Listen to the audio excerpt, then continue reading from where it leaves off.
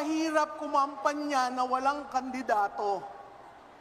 Pero may punla na iniwan si Pastor Kibuloy sa inyong lahat.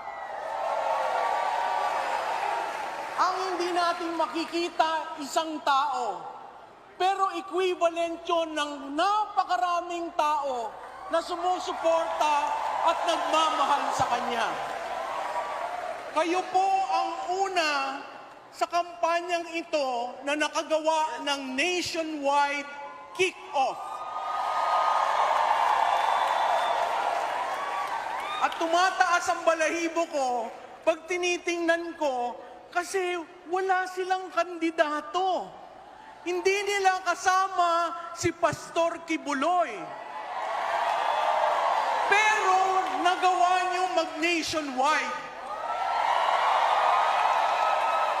So sa mga nanonood, kung gaano katibay ng KOJC at ng mga kasapi ni Pastor Kibuloy, ito na po yun.